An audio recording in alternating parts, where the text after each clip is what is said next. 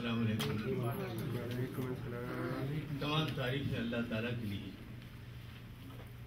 جس کا تخت عظمت و جلال اور بساط علم و حکمت ہمیشہ سے آراستہ ہے اور ہمیشہ آراستہ رہے گی۔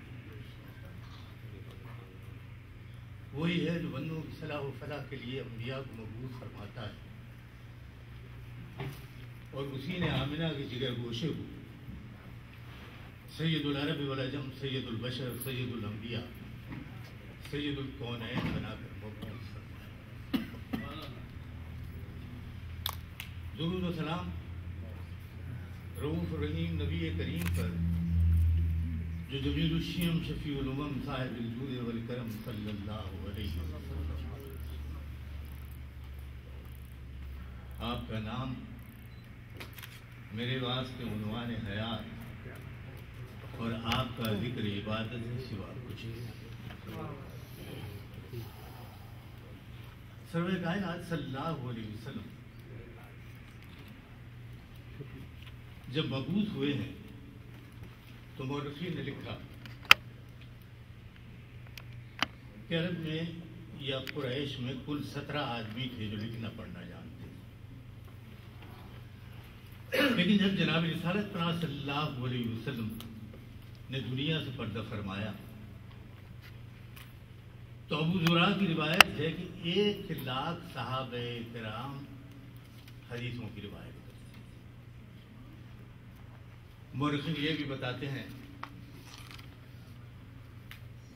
کہ دمشق کی مسجد میں ابو دردہ کا درس ہوتا تو 600 طالب علم وہاں جمع رہتے تھے۔ یہی وجہ ہے کہ سرور کائنات صلی اللہ علیہ وسلم کو قرآن حکیم میں بار بار معلم کتاب و حکمت کے نام سے یاد کیا گیا۔ ربنا وابعث فیہم رسولا منہم یتلو علیہم آیاتک ویعلمہم الکتاب والحکمت ویزکیہم انک انت العزیز الحکیم۔ یہ وہ دعا تھی جو جناب ابراہیم نے خانہ کعبہ کی دیواروں کو بلند کرتے ہوئے بارگاہ خداوندی میں مانگی تھی، اور جیسا کہ اللہ کے رسول خود ارشاد فرماتے تھے یہ آپ کی آمد کے لیے دعا تھی۔ حضور سرور کائنات صلی اللہ علیہ وسلم نے ہمارے لیے جو اسوہ حسنہ چھوڑا ہے اس کی 1-2 جھلکیں بھی اگر آپ کے سامنے ہوں اور اس میں سے 1-2 باتوں کو بھی ہم اختیار کر لیں تو وہ ایک احساس ادبار جو ہمارے دلوں میں ہے کہ ہم گر گئے ہیں، ہم پست ہو گئے ہیں، ہم دنیا کی نظروں میں ذلیل و خوار ہیں، وہ باقی نہ رہے گا۔ اللہ کے رسول تو زندہ کرنے کے لیے آئے تھے، اور اسلام کے بارے میں کہا گیا کہ آخری مذہب ہے، کوئی اور پیغمبر آنے والا نہیں۔ ما کان محمد ابا احد من رجالکم ولکن رسول اللہ وخاتم النبیین۔ تو اس پیغام کو تو قیامت تک باقی رہنا، اسے گردش زمانہ مٹا نہیں سکتی۔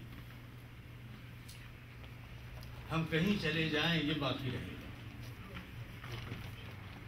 اور اللہ تعالیٰ نے قرآن میں اس بات کی ضمانت دی، اور جناب رسالت پناہ صلی اللہ علیہ وسلم نے اپنی احادیث میں اس بات کا تذکرہ فرمایا کہ میری امت میں ہمیشہ ایک گروہ ایسا رہے گا جو آپ کو نیکیوں سے قریب تر کرتا رہے اور منکر سے بچاتا رہے۔ ایک بات اور ذہن میں رکھیے گا کہ سرور کائنات صلی اللہ علیہ وسلم کے بعد اب کوئی اور نبی آنے والا نہیں۔ علماء کو وارث قرار دیا گیا ہے اب پیغمبر، اور مسلمانوں میں جو علماء ہوں گے وہی ملت کی شیرازہ بندی کریں گے۔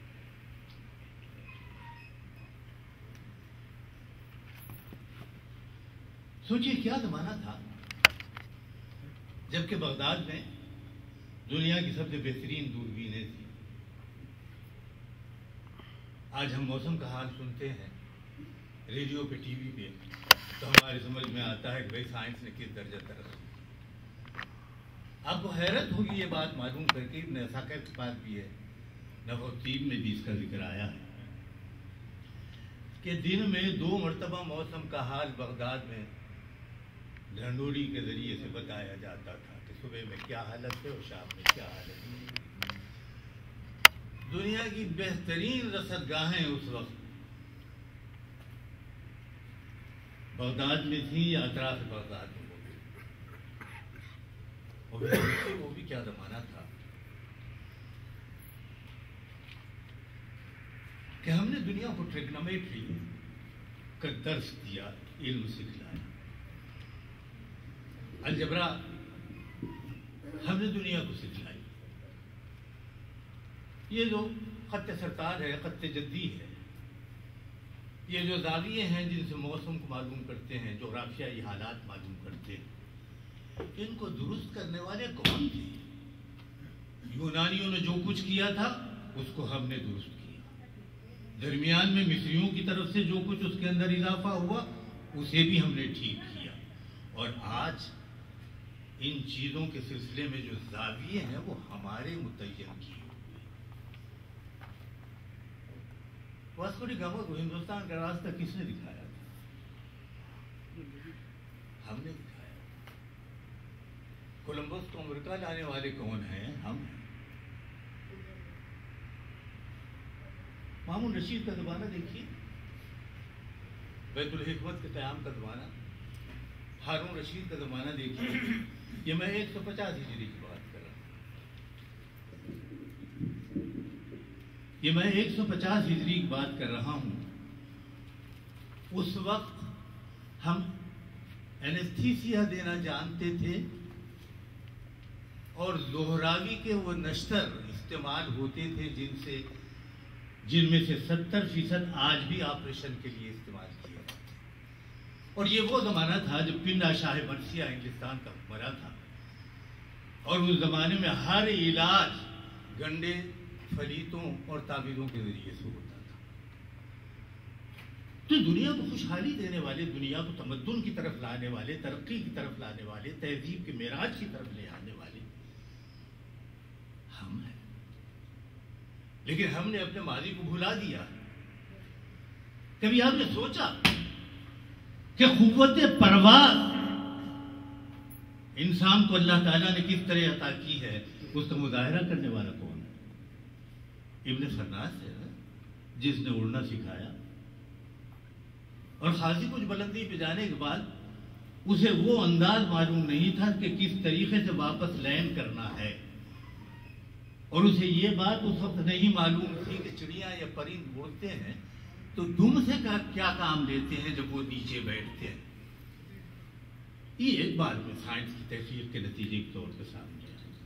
تو دنیا کو سب سے پہلے اڑنے کا سبب ہم نے دیا، ہم نے بتایا۔ بجلی پر ہم دیکھتے ہیں دنیا کا ہر کام اس سے ہوتا ہے، اس کا پہلا تجربہ ہم نے کیا۔ چاہے نقشب سے چاند نکالا، 3 میل تک روشنی ہوئی، اس کی 200 گز سے زیادہ بلندی تک ہم کبھی روشن ہوئے۔ میں تو آج کی ٹرمینالوجی میں بات کر رہا ہوں تو یہ کہہ رہا ہوں،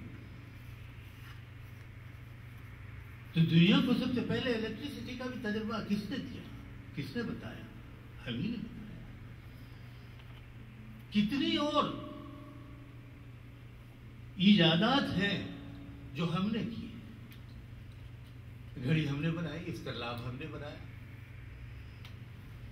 دمینی نے حیوانات کے بارے میں جزیرہ نمائے عرب میں جتنے حیوانات تھے ان کے بارے میں بایولوجی کے ابتدائی جو تخیلات، تاثرات ہیں وہ سارے کے سارے اسی نے لکھ کے بیان کیے۔ ابو حنیفہ دینوری نے جزیرہ نمائے عرب میں جتنی جڑی بوٹیاں ہیں ان سے کیا کام لیا جا سکتا ہے انسان کی صحت کے لیے، دواؤں کے لیے، ان سب کی تفصیلات لکھی۔